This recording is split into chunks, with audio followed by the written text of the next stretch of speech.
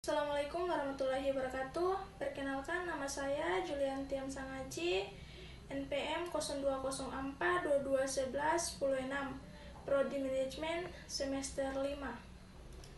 Baik, saya akan menjawab pertanyaan dengan bunyi pertanyaan sebagai berikut. Yang pertama, apa isu etika utama dalam studi kasus tersebut? Jadi, isu etika utama dalam studi kasus tersebut adalah penipuan dalam pemasaran. Perusahaan mengaklaim bahwa produk baru mereka lebih sehat dengan menggunakan bahan-bahan alami.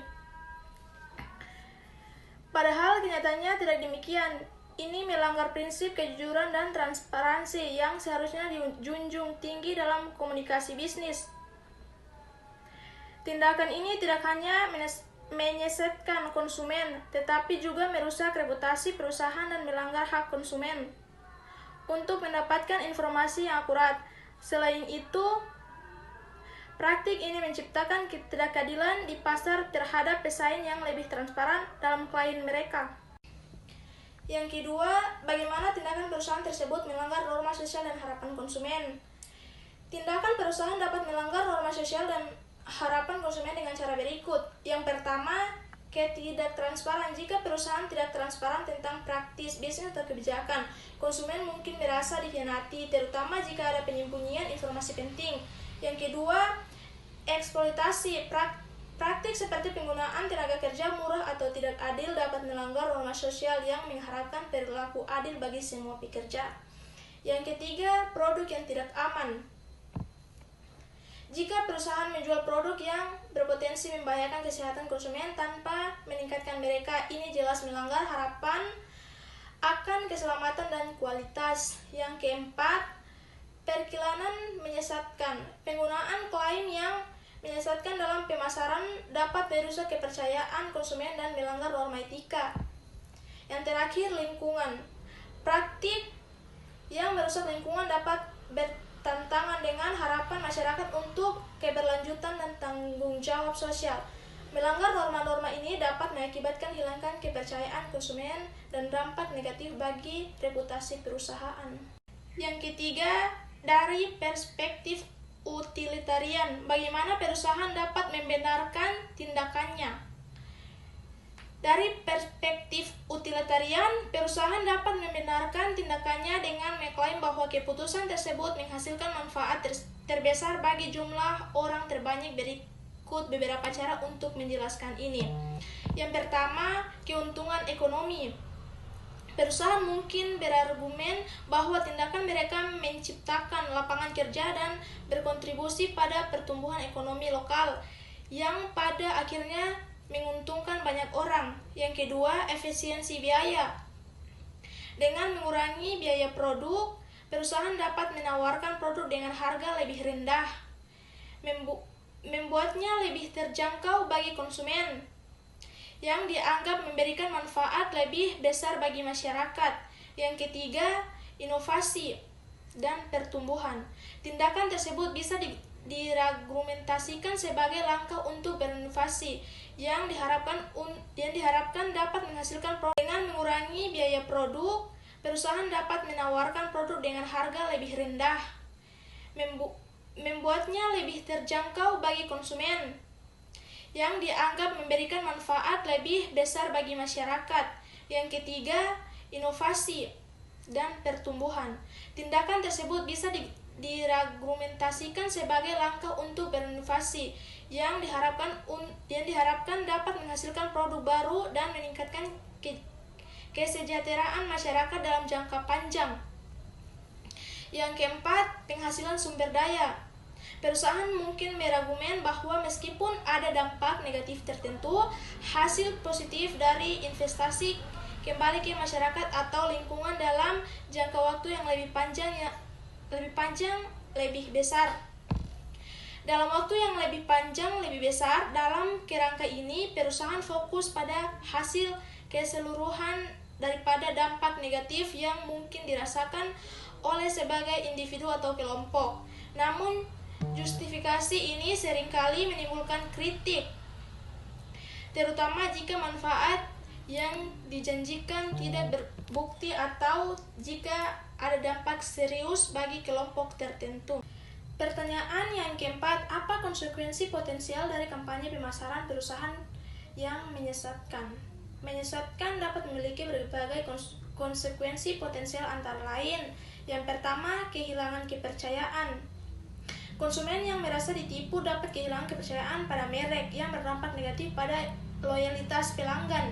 Yang kedua, reputasi buruk. Perusahaan dapat mengalami kerusakan reputasi jangka panjang yang sulit untuk diperbaiki, terutama di era media sosial. Yang ketiga, tindakan hukum. Perusahaan bisa menghadapi tuntutan hukum dari konsumen atau regulator yang dapat mengakibatkan denda besar dan biaya hukum. Yang keempat, penurunan penjualan. Setelah terungkapnya penipuan, penjualan dapat menurun drastis. Meningkatkan konsumen mungkin beralih ke pesaing yang lebih transparan. Yang kelima, dampak etika. Tindakan menyesatkan dapat memicu kritik dan organisasi masyarakat sipil dan kelompok konsumen yang dapat memicu aksi boikot atau kampanye negatif. Yang terakhir, regulasi yang lebih ketat. Jika kampanye menyesatkan dan menjadi umum, dapat mendorong pemerintah untuk memperkenalkan regulasi yang lebih ketat terhadap praktik pemasaran. Secara keseluruhan, dampak dari kampanye pemasaran yang menyesatkan dapat jauh lebih merugikan dibandingkan keuntungan jangka pendek yang mungkin diperoleh perusahaan. Pertanyaan yang kelima, bagaimana perusahaan dapat menghindari dilema etika ini? Perusahaan dapat menghindari dilema etika dalam pemasaran dengan menerapkan langkah-langkah berikut. Yang pertama, transparansi, menyediakan informasi yang jelas dan akurat tentang produk, termasuk manfaat dan risiko, agar konsumen dapat membuat keputusan yang terinformasi. Yang kedua, kepatuhan terhadap regulasi, memastikan bahwa semua praktik pemasaran mengetahui hukum dan peraturan yang berlaku untuk menghindari klaim penyesatan. Yang ketiga, pelatihan etika, memberikan pelatihan etika kepada karyawan, terutama yang terlibat dalam pemasaran untuk meningkatkan kesadaran tentang praktik etis dan tanggung jawab sosial. Yang keempat, pengujian dan validasi. Melakukan pengujian yang memadai untuk mendukung klaim yang dibuat dalam iklan, sehingga memastikan bahwa semua informasi yang disampaikan akurat dan dapat dipercaya. Yang kelima, mendengarkan konsumen, mengumpulkan umpan balik dari konsumen dan merespons kekhawatiran mereka dapat membantu perusahaan memahami harapan dan nilai penting bagi audiens mereka. Yang keenam, keterlibatan pemangku kepentingan, melibatkan berbagai pemangku kepentingan dalam mengambil keputusan pemasaran termasuk konsumen dan komunitas untuk memastikan perspektif yang lebih luas.